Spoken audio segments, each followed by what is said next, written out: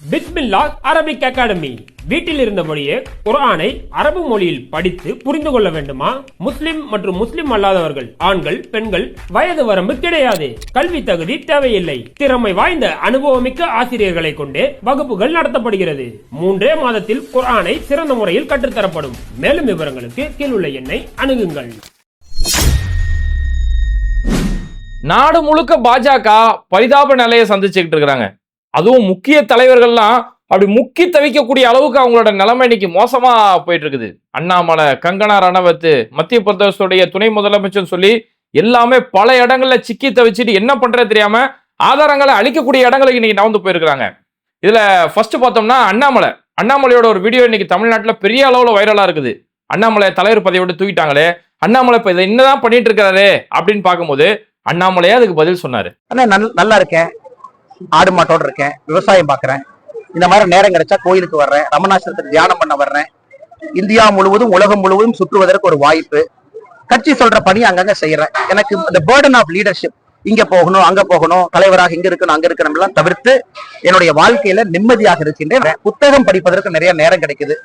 குழந்தைகளோடு நேரம் செலவிடுவதற்கு தந்தையாக மகனாக ரொம்ப நாள் கழிச்சு எங்க அப்பா அம்மாவோட உட்கார்ந்து நிம்மதியா சாப்பிட முடியும். அதனால இது எனக்கு சிறப்பா தோணுதுங்கன்னா இதுலயே பயணிக்க வேண்டும் என்று விரும்புகின்றேன். நல்லா இருக்கேங்கண்ணா, ஆடு மாடு மேய்ச்சிக்கிட்டு விவசாயம் பண்ணிக்கிட்டு அப்படியே நான் நல்லா இருக்கேங்கண்ணா, எனக்கு ஒன்றும் இல்லைங்கண்ணா, அப்படியே உலகம் முழுக்க சுத்துவேன், இந்தியா முழுக்க சுத்துவேன், உலகம் முழுக்க நான் சுத்திக்கிட்டு இருப்பேன், பெற்றோர்களோட நேரம் செலவழிக்க முடியுது, குழந்தைகளோட நேரம் செலவழிக்க முடியுது, என்னை விட்டா நான் இப்படியே இருந்துட்டு போயிடுவேண்ணா, எனக்கெல்லாம் வேற எதுவுமே வேணாண்ணா, இதே போதுங்கண்ணா அப்படின்னு பேசுறாரு அண்ணாமலை. இந்த நேரத்துல தான் அண்ணாமலையோட பழைய வீடியோக்கள்லாம் தோண்டி எடுக்கக்கூடிய அளவுக்கு, ஏன்னா தலைவர் பொறுப்புல அண்ணாமலை இருக்கும்போது அன்னைக்கு பேசாத பேச்சா பேசினாரு, இன்னைக்கு பேசுறதுக்கே மூஞ்சில ஆனா நல்லா இருக்குங்கண்ணா, அண்ணா நல்லா இருக்கங்கண்ணாங்கிறாரு. இதுக்கு முன்னாடி அண்ணாமலை என்ன பேசுறாருன்றத லைட்டா பாருங்களேன். அண்ணாமலை இங்கேயே தான் இருப்பான். எப்ப வரைக்கும் இருப்பானா, அறிவாலயத்தில் இருக்கக்கூடிய ஒரு செங்கலையும் உருவி எடுக்கும் வரை இங்க இருப்பான். உருவி எடுக்கும் வரை இந்த அண்ணாமலை இங்கதான் இருப்பான். அண்ணா அறிவாலயத்தோட ஒவ்வொரு செங்கலையும் உருவி எடுக்கிற வரைக்கும் நான் எங்கேயுமே போக மாட்டேன் அப்படின்னு ஓவர் பில்டப்லாம் கொடுத்தாரு. அதாவது இந்த தமிழ்நாட்டுடைய கல்வி கட்டமைப்பு, இந்த கல்வி கட்டமைப்பு சாதாரண கிராமத்தில் இருந்த நபர்கள் எல்லாமே IAS ஆகவும் IPS ஆகவும் மாற்றிட்டு இருந்துச்சு. அப்படியான ஒரு நபர் தான் அண்ணாமலையுமே. ஆனா அவர் என்னைக்கு பாஜகவில் RSSல போய் ஐக்கியமானாரோ, நீ IPS வேலையை விட்டுட்டு இன்னைக்கு நீ ஆடு மேய்க்க தான் போகணும் அப்படிங்கிறது அவங்க ஒரு கட்டமைப்பு உருவாக்கி இருக்கிறாங்க. அதனாலதான் அண்ணா அறிவாலயத்தோட செங்கல் எல்லாம் உருவி எடுத்துருவேன் அப்படின்னு சொன்ன அண்ணாமலை இன்னைக்கு போய் உட்காந்துக்கிட்டு நான் ஆடு மேய்க்கிறேன்னா மாடு மேய்க்கிறாங்கண்ணா அப்படின்ட்டு இருக்கிறாரு. இதை மட்டுமா சொன்னாரு, திமுக ஆட்சியிலிருந்து அகற்ற வரைக்கும் நான் காலைல செருப்பே போட மாட்டேன்னு வேற சொன்னாரு. இப்படி எல்லாம் ஓவர் பில்டப் கொடுத்திருந்த மனுஷன் தான் இன்னைக்கு அண்ணா நான் நல்லா இருக்கேங்கண்ணா, எனக்கு ஒண்ணும் இல்லைங்கண்ணா, நான் நல்லா இருக்கேன், ஆடு மாடு மேய்ச்சிட்டு இருக்கிறேன், பெற்றோர்களோட நேரம் செலவு வச்சிட்டு இருக்கிறேன், இப்படியே நான் விட்டா நான் அப்படியே இருந்துட்டு போயிடுவானா அப்படின்னு சொல்லி இன்னைக்கு அண்ணாமலை முக்கித்த வைக்கக்கூடிய ஒரு வீடியோ இங்க தமிழ்நாட்டுல பெரிய அளவுல வைரலா இருக்கு. அடுத்து பார்த்தோம்னா மத்திய பிரதேசல ஒரு முக்கியமான ஒரு சம்பவம். மத்திய பிரதேசோடைய பாஜகவுடைய துணை முதலமைச்சரா இருக்கக்கூடிய ஜெகதீஷ் தேவ்தா அப்படின்னு சொல்லக்கூடிய பாஜகவுடைய துணை முதலமைச்சர், இவரு இப்போ ஒரு சர்ச்சைக்குரிய ஒரு கருத்தை சொல்லி மாட்டி இருக்கிறாரு. அவர் என்ன சொல்றாருன்னா, இந்த மாதிரி இந்த இந்தியா பாகிஸ்தான் வார் நடந்து ஆபரேஷன் சிந்தூர் நடந்ததால இப்போ இந்த இடத்துல தேசத்துல இருக்கக்கூடிய ஒட்டுமொத்த மக்களும் ஒட்டுமொத்த ராணுவ வீரர்களும் மோடி அவர்களுடைய காலில் விழுந்து வணங்கிட்டு இருக்கிறாங்க அப்படின்னு ஒரு வார்த்தையை சொல்றாரு.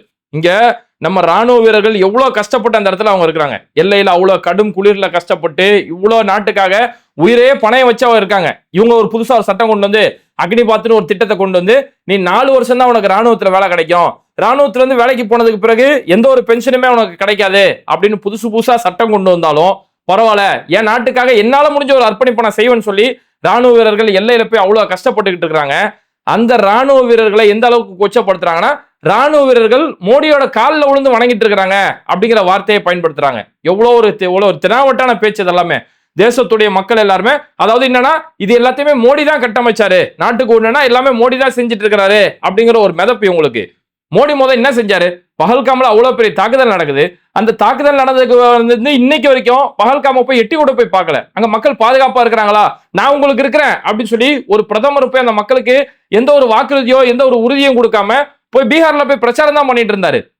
அப்புறம் இந்த ஆபரேஷன் சிந்தூர் நடந்ததுக்கு பிறகு பஞ்சாப் மாதிரியான பல இடங்களுக்கு ராணுவ முகாம்களுக்கு போய் அங்க ஒரு போட்டோ ஷூட் தான் நடத்துறாரே தவிர அதை தாண்டி ஒரு பிரதமரா அவர் என்ன செய்யணுமோ எதையுமே அவர் செய்யல. அதனாலதான் ட்ரம்ப் மாதிரியான வெளிநாடுகள்ல இருந்து இன்னைக்கு உள்ள வந்து நம்மளுடைய வெளியுறவு கொள்கை விவகாரத்துல நம்மளுடைய பாதுகாப்புடைய விஷயத்துல ட்ரம்ப் மாதிரியான 3ஆம் நபர்கள் உள்ள வரக்கூடிய அளவுக்கு நிலப்பறந்துட்டு இருக்குது. இப்படி எல்லாத்தையுமே ஒரு ஆட்சியோட கட்டமைப்பு வச்சுக்கிட்டு இவங்க என்ன சொல்றாங்கன்னா மோடி அப்படி செஞ்சிட்டாரு, மோடி இப்படி செஞ்சிட்டாரு, அதனால ஒட்டுமொத்த தேசமும் ராணுவ வீரர்களும் மோடியோட காலில் விழுந்து வணங்கிட்டு இருக்கிறாங்க அப்படிங்கிற ஒரு கருத்து சொன்னாரு. இந்த கருத்து இவர் சொன்ன கடுமையான எதிர்ப்பு, குறிப்பா மத்திய பிரதேசத்தில் இருக்கக்கூடிய காங்கிரஸ் இன்னைக்கு அதை பெரிய அளவுல பிரச்சனையாக மாத்தி பெரிய அளவுல ஒரு கருத்து சொல்றாங்க. எப்படி ராணுவ வீரர்கள் இப்படிப்பட்ட ஒரு வார்த்தையை சொல்லலாம், அவரு ராணுவ வீரர்களை ஒட்டுமொத்தமா கேவலப்படுத்தக்கூடிய வார்த்தையில பேசுறாரு அப்படின்னு சொல்லி பெரிய அளவுல அவங்க காங்கிரஸ் ஒரு எதிர்ப்பு தெரிவிச்சிட்டு இருக்காங்க. ஏன்னா இதே மத்திய பிரதேசத்துல தான் இப்ப 2 நாளைக்கு முன்னாடி ஒரு பாஜகவுடைய அமைச்சர், அங்க இருக்கக்கூடிய மாநில அமைச்சரா இருக்கக்கூடிய குன்வர் விஜய் ஷா அப்படின்னு சொல்லக்கூடிய ஒரு நபர், அவர் என்ன சொன்னாருன்னா, பாகிஸ்தானுக்கு அவங்களுடைய சகோதரியை வச்சு நாங்க பதிலடி கொடுத்திருக்கிறோம், பயங்கரவாதிகளுக்கு அவங்களுடைய சகோதரிகளை வச்சு நாங்க பதிலடி கொடுத்திருக்கோம்னு சொல்லி நம்ம நாட்டுடைய ராணுவத்துடைய மிக முக்கியமான கர்னலா இருக்கக்கூடிய சோஃபியா குரேஷி, இவ்வளவு ஒரு ராணுவத்துடைய முக்கியமான பொறுப்புல இருக்கக்கூடிய ஒரு அதிகாரியை பார்த்து இவங்க பயங்கரவாதியோட சகோதரி, தீவிரவாதிகளோட சகோதரின்னு சொல்லி இப்பதான் ஒரு பாஜக அமைச்சர் பேசி 2 நாள் 3 நாள் கூட ஆகல. அப்பவே மத்திய பிரதேச உயர்நீதிமன்றம் தாமாக முன்வந்து இவ்வளவு மோசமான வார்த்தை பேசியிருக்கக்கூடியவர் மேல 4 மணி நேரத்துல அவர் மேல வழக்கு பதிவு செய்யணும், அவர் உச்சநீதிமன்றம் எங்க வேணாலும் போய்க்கிட்டோம், ஆனா இப்போ அவர் மேல வழக்கு பதிவு செஞ்சே ஆகணும்னு சொல்லி ஒரு மாநிலத்தோட உயர்நீதிமன்றமே இந்த அளவுக்கு முன்வந்து வழக்கு பதிவு செய்யக்கூடிய அளவுக்கு இப்பதான் ஒருத்தர் இப்படி வாயை விட்டு இருந்தாருன்னு பார்த்தோம்னா, இப்ப அடுத்த அந்த மாநிலத்தோட துணை முதலமைச்சர் பொறுப்புல இருக்கக்கூடிய ஒருத்தர் சொல்றாரு, ஒட்டுமொத்த தேசமும் ராணுவ வீரர்களும் மோடியோட காலில் விழுந்து வணங்கிட்டு இருக்காங்க அப்படிங்கிற ஒரு வார்த்தையை பயன்படுத்தி இருக்கிறாரு. காரணம் என்னன்னா, இந்த மத்திய பிரதேசம் உத்தரப்பிரதேசம் போட்டி போட்டுட்டு இருக்காங்க. உத்தரப்பிரதேசம் மட்டும் இஸ்லாமிய வெறுப்பு காட்டிட்டு இருக்காங்களே, அவங்க மட்டும் மோடி கிட்ட நல்ல பேர்கள் வாங்கிட்டு இருக்காங்களே, உத்தரப்பிரதேசம் மட்டும் ஒரு மதவெறியில அங்க ஊறி திளைச்சிக்கிட்டு இருக்குது, நம்மளும் அதுக்கு ஈக்குவலா நம்ம வளர்ந்துகிட்டு வரணும்னு சொல்லிதான் இப்ப தொடர்ந்து மத்திய பிரதேசத்துல பல மத வன்முறைகள், மத மோதல்கள் எல்லாமே மத்திய பிரதேசத்துல நடக்குது பாருங்க. இது எல்லாமே நாங்களும் உத்தரப்பிரதேசத்துக்கு ஈக்குவலா நாங்களும் ஒரு ஆளு தான் அப்படிங்கறத காட்டுறதுக்காக தான் இன்னைக்கு ராணுவ வீரர்களை இழிவுபடுத்தக்கூடிய அளவுக்கு, ராணுவ வீரர்களோட தியாகங்களை இழிவுபடுத்தக்கூடிய அளவுக்கு பாஜகவினர் இவ்வளவு மோசமான நிலைமைக்கு வந்திருக்காங்க. ஆனா இப்போ இது பெரிய அளவுல கண்டனங்கள் உருவானதுக்கு பிறகு இல்ல நான் அப்படிலாம் பேசல, நான் பேசுன தவறாக புரிந்து கொள்ளப்பட்டு விட்டது, நான் அப்படி ஒருவேளை பேசுன தப்பு அப்படின்னா நான் வருத்தம் தெரிவித்துக் கொள்கிறேன் அப்படின்னு சொல்லி ஒரே ஷாட்ல அந்தர்பல்ட்டி அடிச்சுட்டு வந்திருக்காங்க. இந்த வருத்தம் தெரிவிக்கிற மேட்ரு இது மத்திய பிரதேசத்தில் இந்த பாஜக துணை முதலமைச்சர் மட்டும் இந்த சம்பவம் நடக்கல. அடுத்து பார்த்தோம்னா நம்ம அக்கா கங்கனா ரணாவத், பாஜகவில் சினிமாவில் அந்த அம்மா நடிச்ச ஒரு படமும் ஓடி தொலைக்கல, எல்லா படமும் லாஸு, அதோட வேற வழி இல்லாம பாஜகவில் போய் சேர்ந்து அங்க ஒரு எம்பி தேர்தல் இப்போ ஒரு எம்பியாவும் ஆயிருச்சா, இமாச்சல் பிரதேசல எம்பியாவும் ஆயிருச்சு. இப்போ அந்த அக்கா எப்போ பார்த்தாலும் மோடிக்கும் அமித்ஷாவுக்கும் ஃபுல்லா பயங்கரமா சொம்பு தூக்கிட்டு இருக்கிறோம். இப்போ இந்த ஆபரேஷன் சிந்தூர் இந்த விஷயத்துல ட்ரம்ப் இப்போ ஒரு கருத்து சொன்னாரு. உடனே ட்ரம்ப்பை எதிர்த்து கங்கனா ரணாவத் பயங்கரமான ஒரு கருத்து சொல்லி இன்னைக்கு கங்கனா ரணாவத் பெரிய அளவுல சிக்கி தவிச்சிட்டு இருக்காங்க. அதாவது ட்ரம்ப் என்ன சொன்னார்னா, இந்த போர் நிறுத்துறதுக்கு நான் தான் காரணம், இந்தியா பாகிஸ்தான் 2 நாடுகள்கிட்ட நான் பேச்சுவார்த்தை நடத்தினேன், நீங்க 2 பேரும் போரை நிறுத்தலனா உங்களோட இருக்கக்கூடிய வியாபார தொடர்பு, வர்த்தக தொடர்பை நான் நிறுத்திடுவேன் அப்படின்னு ட்ரம்ப் நான் சொன்னாரு. இதனாலதான் இந்தியாவும் பாகிஸ்தானும் போரை நிறுத்திருச்சு அப்படின்னு ஒரு வார்த்தை ட்ரம்ப் சொன்னாரா. அதை முடிச்சு 1-2 நாள்லயே ட்ரம்ப் அங்க ஒரு இன்டர்வியூ ஒன்று கொடுக்குறாரு. அங்க பார்த்தோம்னா ஆப்பிள் நிறுவனத்துடைய சிஇஓ டிம் குக் அவரும் ட்ரம்ப்பும் சேர்ந்து ஒரு இன்டர்வியூ மாதிரி ஒரு இடத்துல கலந்துக்கிறாங்க. அப்போ அந்த இடத்துல ட்ரம்ப் ஆப்பிளோட சிஇஓட்ட சொல்றாரு, இந்த மாதிரி உங்களுடைய வணிகம்லாம் நான் பார்த்துட்டு இருக்கேன், ரொம்ப நல்லபடியா பண்ணிட்டு இருக்கீங்க, ஆனா நீங்க ஏன் இந்தியாவில் போய் தொழிற்சாலைகள் தொடங்கிட்டு இருக்கிறீங்க, இந்தியாவில் நீங்க தொழிற்சாலை தொடங்கினது ஒரு தவறான முடிவா தெரியுது, ஏன்னா உலகத்திலேயே அதிக வரி வசூல் செய்யக்கூடிய நாடுகள்ல இந்தியாவும் ஒரு நாடு, அந்த இடத்துல உங்களால எப்படி போய் வியாபாரம் பண்ண முடியும், அவ்வளவு டாக்ஸ் போட்டுட்டு இருக்காங்களே, அவ்வளவு வரி போடுறாங்களே, அங்க போய் நீங்க எப்படி போய் தேர்ந்தெடுத்தீங்க அப்படின்னு சொல்லி அவரை பார்த்து கேட்கக்கூடிய ஒரு விஷயம் பெரிய அளவுல வைரல் ஆச்சு. ஏன்னா இந்தியாவில் மோடிஜியோட புண்ணியமான ஆட்சியால இங்க எந்த அளவுக்கு வரி மேல வரி போட்டு வரி குதிரைகளை ஆக்கிட்டு இருக்காங்கன்றத அமெரிக்க அதிபர் உட்பட நீங்க எல்லாருமே பேசக்கூடிய அளவுக்கு நிலைமை மாறி போச்சு பாருங்க. அப்போ இப்படி ஒரு கருத்தை ட்ரம்ப் பேசணும்னா இது மோடிஜியால ஒண்ணுமே சொல்ல முடியல, அதுக்கு இவரால் எந்த ஒரு பதிலுமே சொல்ல முடியல. ஆனா நம்ம அக்கா கங்கனா ரணாவத் விடுவாங்களா, மோடிக்கு ஒண்ணுனா இவங்களால தாங்க முடியுமா? அக்கா என்ன பண்ணாங்க அப்படின்னா, ஹலோ ட்ரம்ப், இந்த மாதிரி பேசல எங்கள்கிட்ட நீ வச்சுக்கிற வேலையை வச்சுக்காத, நல்லா தானே இருந்த, எங்க மோடிஜி கூட நல்ல பாசமா நேசமா தானே இருந்துச்சு, திடீர்னு உனக்கு ஏன் அந்த லவ் லாஸ் ஏற்பட்டது அப்படின்னு சொல்லி ட்விட்டர்ல அவங்களுடைய ஒரு கருத்து ஒன்று போடுறாங்க.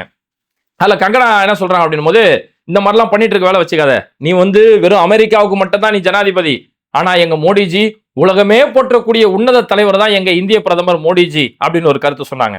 அப்புறமா என்ன பண்றாங்கன்னா, ட்ரம்ப் உங்களுடைய பதவி காலம் அப்படிங்கிறது 2வது முறை தான் நீங்க ஆட்சிக்கு வந்திருக்கீங்க, ஆனா எங்க மோடிஜி 3வது முறையாக ஆட்சிக்கு வந்திருக்கிறாரு அப்படின்னு ஒரு கருத்து சொல்றாங்க.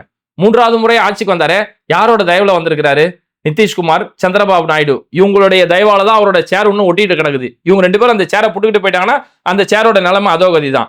ஆனா இவங்க சொல்றாங்க, நீ ரெண்டு தடவை தான் நீ ஆட்சிக்கு வந்திருக்கிற, ஆனா எங்க மோடிஜி 3வது முறையாக ஆட்சிக்கு வந்திருக்கிறாரு அப்படின்னு ஒரு கருத்து சொல்றாங்க. அடுத்து பார்த்தோம்னா ட்ரம்ப் நீங்க ஒரு ஆல்பா தான், நீங்க ஒரு மேல் ஆல்பா, ஒரு ஆண் ஆல்பா தான், நீங்க நல்ல ஆதிக்கம் நிறைஞ்ச ஒரு மனிதர் தான், ஆனா எங்க மோடிஜி யார் தெரியுமா?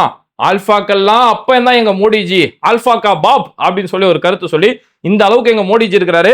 எங்க மோடிஜியை பார்த்து உனக்கு பொறாமையா, இந்த வேலையை என் கையில வச்சுக்காது நீ அப்படிங்கிற மாதிரி இங்க கங்கனா ரனாவத் ட்விட்டர்ல ஒரு அகாரசாரமான ஒரு கருத்தை ஒண்ணு பதிவிட்டாங்க. இப்படி ஒரு கருத்து பதிவிட்டனே கொஞ்ச நேரத்துல கங்கனா அந்த ட்வீட் அழிச்சிட்டாங்க. போட்ட ட்வீட் அவங்களே அழிச்சிட்டாங்க. இப்போ இவங்க உண்மையிலே மோடி வந்து உலகத் தலைவர், மோடியால தான் இங்க எல்லாமே நடந்துட்டு இருக்குது அப்படின்னு இந்த அளவுக்கு பெரிய அளவுல பில்டப் கொடுத்து ராணுவ வீரர்களை அவமதிக்கக்கூடிய அளவுக்கு ராணுவ வீரர்களை ஒரு காலில் விழுந்து வணங்குறாங்க அப்படின்னு சொல்றீங்களே, அப்போ ஏன் நீங்க இந்த ஸ்டாண்ட்ல ஒழுங்கா நிக்க வேண்டியதானே? உங்களுடைய வார்த்தையில ஒரு ஸ்ட்ராங்கா நிக்க வேண்டியதானே? ஆனா உடனே அந்த ட்வீட் அழிக்கிறாங்க. ட்வீட் அழிச்சதுக்கு பிறகு கங்கனா ஏன் இந்த ட்வீட் அழிச்சாங்க, ட்ரம்ப்பை பத்தி பேசிட்டு ஏன் அழிக்கிறாங்க அப்படின்னு சொல்லி பெரிய அளவுல ஒரு பதட்டம் உருவானதுக்கு பிறகு அப்புறமா கங்கனாவே அவங்கள ட்விட்டர்ல இதுக்கான பதில் ஒன்று கொடுக்குறாங்க. இன்னைக்கு காலையில கங்கனா அதுக்கான பதில் சொல்லும் போது இந்த மாதிரி பாஜகவுடைய தேசிய தலைவராக இருக்கக்கூடிய ஜேபி நட்டா என்னை அழைத்து கூப்பிட்டாரு, என்கிட்ட கூப்பிட்டு விஷயத்த சொல்லி இந்த மாதிரி இது சம்பந்தமா நீங்க ஒரு ட்வீட் போட்டீங்க, ட்ரம்ப் சம்பந்தமா ஒரு ட்வீட் போட்டீங்க, அந்த ட்வீட்டை உடனே நீங்க டெலீட் பண்ணிருங்க அப்படின்னு சொன்னாரு. அதனால அவருடைய பேச்சுக்கு மரியாதை கொடுத்து நான் என்னுடைய ட்வீட்டை நான் டெலீட் பண்ணிட்டேன். அந்த ட்வீட்ல நான் போட்டேன் பாருங்க, ட்ரம்ப் எல்லாம் திட்டினே, அதெல்லாம் வந்து என்னோட தனிப்பட்ட கருத்து தான், இருந்தாலும் என்னோட தனிப்பட்ட கருத்துக்கு நான் வருந்துகிறேன் அப்படின்னு சொல்லி திரும்பவும் வருத்தம் தெரிவிச்சிருக்கிறாங்க. அப்ப என்னன்னா, ட்ரம்ப்பை பத்தி ஒரு கருத்து பேசினா பாஜக அதை உடனே நீக்க சொல்றாங்க. இந்த கருத்துக்கு நீ மன்னிப்பு கேட்கணும், இதுக்கு நீ வருத்தம் தெரிவிக்கணும், அந்த ட்வீட்டை நீ டெலீட் பண்ணணும் அப்படின்னு சொல்லி இன்னைக்கு வேகமா கூப்பிட்டு பாஜகவுடைய தலைமை கங்கனாவை இன்னைக்கு கண்டிச்சுட்டு இருக்காங்க. ஆனா இதே கங்கனா ரனாவத் நம்மளுடைய விவசாயிகள் அவ்வளவு கொச்சப்படுத்தக்கூடிய கருத்துக்களை பேசினாங்க. 2020-21 காலகட்டத்தில் வேளாண் மசோதான்னு சொல்லி ஒரு மசோதாவை கொண்டு வந்துறாங்க. அந்த 3 மசோதாக்களுக்கு எதிராகவும் விவசாயிகள் நாடு முழுக்க பெரிய அளவுல போராட்டம் நடத்திட்டு இருக்கும்போது இந்த கங்கனா ரனாவத் அன்னைக்கு பாஜகவுக்கு நான் ஒரு ஜாலரா அடிக்கிறேன் அப்படிங்கிற பேர்ல கங்கனா என்ன சொன்னாங்கன்னா, இந்த போராடக்கூடிய விவசாயிகள் இருக்காங்களே, இந்த போராடக்கூடிய இவங்க எல்லாம் பயங்கரவாதிகள், இவங்க எல்லாம் தீவிரவாதிகள், இவங்க எல்லாம் காலிஸ்தான பயங்கரவாதிகள், இவங்க எல்லாம் 100 ரூபாய் 200 ரூபாய் காசு வாங்கிட்டு போராடுறாங்கன்னு சொல்லி அவ்வளவு கொச்சையான கருத்துக்கு பேசினாங்க இந்த கங்கனா ரனாவத். ஆனா அவ்வளவு கொச்சை நம்மளோட விவசாயிகளை, நமக்கு சோறு போடக்கூடிய விவசாயிகளை இவ்வளவு கொச்சையான கருத்துக்கள் பேசும் போதும் அவங்க கூப்பிட்டு பாஜக தலைமை கூப்பிட்டு இப்படி ஒரு கருத்து பேசிருக்கே, ஒழுங்கா மன்னிப்பு கேளு, நீ கேட்ட ட்வீட் அழிச்சிட்டு வா அப்படின்னு சொல்லி அன்னைக்கு ஒரு வார்த்தை கூட சொல்ல, இன்னைக்கு வரைக்கும் அப்படி ஒரு வார்த்தையே சொல்லல. ஆனா ட்ரம்ப்பை பத்தி ஒரு வார்த்தை சொல்லிட்டாங்க அப்படின்னு தெரிஞ்ச உடனே போய் வேகமா போய் அந்த ட்வீட்டை போய் அழிச்சிட்டு வா, அதெல்லாம் போய் அழிச்சிட்டு உடனே மன்னிப்பு கேளு அப்படின்னு உடனே நான் என்னோட ட்வீட் அழிச்சிட்டேன், இன்னைக்கு நான் வருத்தம் தெரிவித்துக் கொள்கிறேன், இது என்னோட தனிப்பட்ட கருத்து தான் அப்படின்னு சொல்லி இன்னைக்கு அந்தர்பல்ட்டி அடிக்கிறாங்க. அப்ப இந்த தேசத்தின் மீதோ ராணுவ வீரர்களை கொச்சப்படுத்தும் போதோ இவங்களுக்கு எந்த ஒரு அக்கறையுமே வருதுல, அதுக்கு நீங்க மன்னிப்பு கேட்கணும் அப்படின்ற கட்டத்துக்கு போறதில்ல. ஆனா அதானிக்கு ஒண்ணு, அம்பானிக்கு ஒண்ணு, இன்னைக்கு ட்ரம்ப்புக்கு ஒண்ணு அப்படின்னா வேகமா அதெல்லாம் அழிச்சிட்டு நீ மன்னிப்பு கேட்கணும் அப்படின்ட்டு சொல்லக்கூடிய அளவுக்கு போறாங்க பாருங்க. அதனாலதான் இந்த பாஜகவுடைய ஆட்சி அப்படிங்கிறது இது அடித்தட்டு மக்களுக்கு, சாமானிய மக்களுக்கான ஆட்சி கிடையாது. இது அம்பானிக்கும் அதானிக்கும் அமெரிக்க அதிபருக்கமான ஆட்சி தான் நடத்திட்டு இருக்காங்க. ஓகே, இப்போ பரிதாப நிலையில நினைக்கக்கூடிய நம்ம அண்ணாமலையை பத்தியும் அக்கா கங்கனா ரனாவத் பத்தியும் உங்களுடைய கருத்துக்கள் என்ன அப்படிங்கறத மறக்காம கமெண்ட் பண்ணிட்டு இந்த வீடியோக்களை உங்க நண்பர்களுக்கு அதிகமா ஷேர் செய்யுங்க. நீங்க செய்யக்கூடிய லைக்கும் கமெண்ட்டும் இந்த வீடியோ பல மக்களோட பார்வைக்கு போவோம். மறக்காம பேட்டை டிவியை சப்ஸ்கிரைப் பண்ணிட்டு அந்த பெல் பட்டனை தட்டிருங்க. இணைந்திருப்போம்.